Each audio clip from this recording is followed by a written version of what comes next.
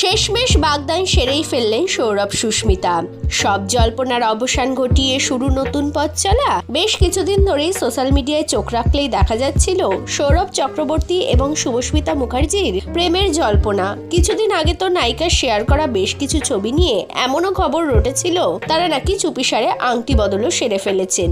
যদিও সেই সময় অভিনেতা জানিয়েছিলেন বাড়িতে একটি অন্য অনুষ্ঠান ছিল, কিন্তু এবার অবশেষে সেই শুভদিন উপস্থিত। এদিন প্রেমিকের সঙ্গে বেশ কিছু ছবি শেয়ার করে শুভস্মিতা লিখেছেন, মাঝে মাঝে তোমার দিকে তাকিয়ে আমার মনে হয় যেন এই জীবনের অস্তিত্ব তৈরি হওয়ারও অনেক আগে থেকে আমি তোমাকে ভালোবেসে এসেছি, আর এমনকি সেই সময়েও যখন তোমার চোখেই আমি খুঁজে পেয়েছিলাম আমার ঘর। চিয়ার্স বন্ধু, আজ কাল এবং চিরকাল। হ্যাঁ, আমাদের বাগদান সম্পন্ন হয়েছে। প্রসঙ্গত জীবনের এই বিশেষ দিনে দুজনেই বেছে নিয়েছিলেন চোখ ধাঁধানো পোশাক।